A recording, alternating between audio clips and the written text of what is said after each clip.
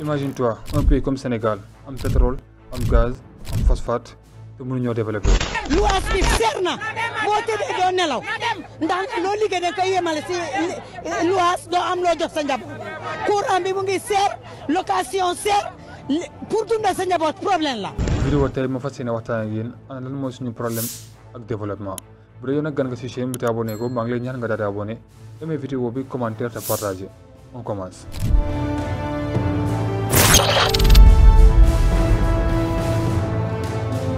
D'abord balaa maa ñëw ak yéen ci biir vidéo bi dama leen a bëgg a poser 3 questions mooy que ni est-ce que ñun ñu réew Sénégal mën nañ développé wu sans que ñun lu ñuy dundee mu bàyyeekoo fii ci réew mi est-ce que ñun suñu réew Sénégal mën nañ développé wu sans que ñu am capacité wu gérer suñu ay données personnelles est-ce que ñun Sénégal mën nañoo développé wu sans que suñu ay dirigeants daan ñuy yërëm. ci biir yërmande googu nag laay desat ak yéen delloo ak yéen depuis 1960 ak léegi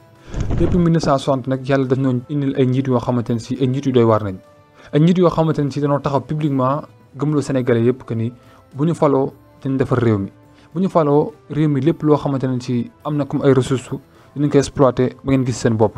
mais li ci gën a garaaw mooy que ni depuis boobu ba léegi ay wax rek nañuy dégg mais gisaguñ benn résultat loolu nag indi benn frustration ci yenn sax ci ay jeunes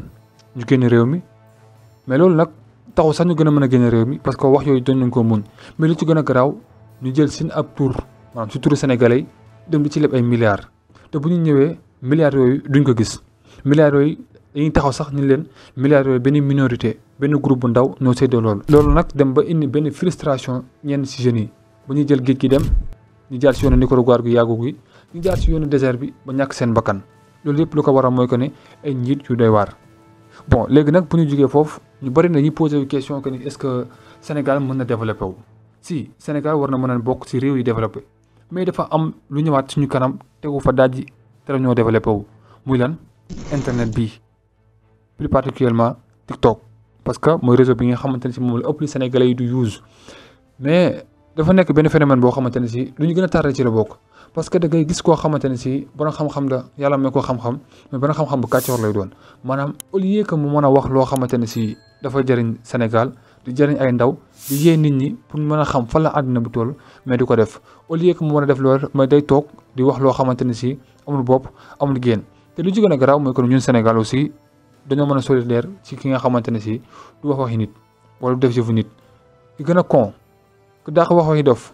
ku gën a def yëfi dof moom la ñuy favoriser et même télé yu mag yi moom la ñuy invité et même site internet yu mag yi moom la ñuy invité moom la rajo yi di invité moom la yenn influenceurs yi aussi di favoriser mooy sponsor yi ñëpp. loolu nag dafay nekk benn inconvénient boo xamante ne si dafay téye suñu développement et lu ci gën a garaaw mooy que ni yooyu dafay influencer yeneen ndaw yi nga xamante ne si ñoom ñu ngi nekk ci réseau yi di seetaan dañuy jàpp que ni loolu dëgg te fekk na loolu du dëgg te loolu aussi dafay créer benn problème ci avenir u yeneen jeunes yi ñëw ëllëg parce que dañuy jàpp que ni seen mag ñi fi nekk wala yeneen ndaw yi nga xamante ne ñu ngi fi actuellement di def yëfu con ci internet bi dañuy jàpp ni loolu mooy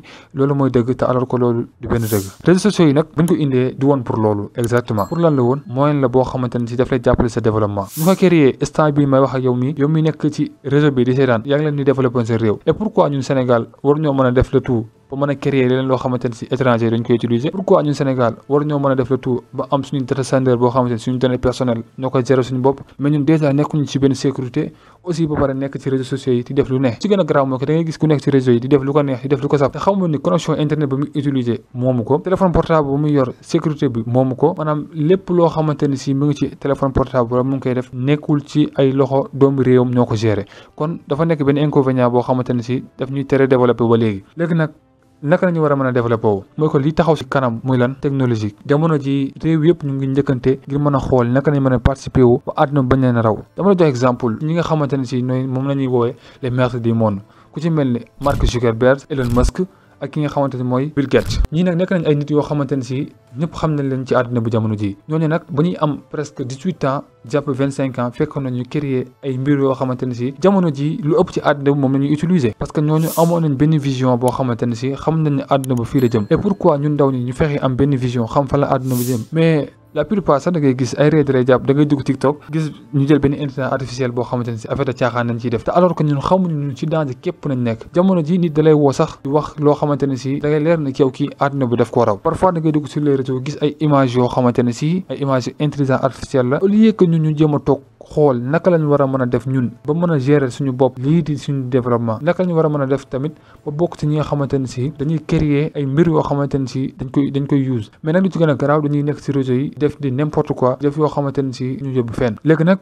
fu ma daanalee mooy que ni développement mi ngi basé wu ci lenn képp mooy que la maturité il faut que ñu am maturité bu ñu nekkee ci réseau yi di def loo xamante ne si daf ñuy permettre ñu développer wu maturité ci lépp ñu xool naka la ñu war a mën a def xam fan la àdduna bi jëm am benn vision boo xamante ne si moo ñuy permettre ñu mën a gérer suñu bopp suñu réew parce que yàgg naa ko wax ci samay vidéo mooy que ni suñu réew Sénégal du Sonko du Diomaye ñun ñoo ko mën a développer suñu bopp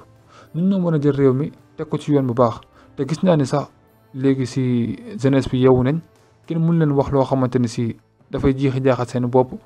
lépp loo leen wax dafay leer kon dynamique boobu ñu nekk leen dong moo ñu manqué encore une fois nañ am benn maturité bi rek buñ ko amee incha allah rabbi fu ñu bëgg yóbbu suñu réew dinañ fa yegg mbokk yi xam naa nag fii laa des ak yéen ci vidéo tey bi bu dee yow nag da nga bëgg a participer wu suñu groupe WhatsApp mën nga bës si lien bi nekk si description bi bu ko defee dina yóbbu suñu WhatsApp te aussi bul fàttee abonné aimer vidéo bi commenter sa xalaat te partager jaa ngeen jëf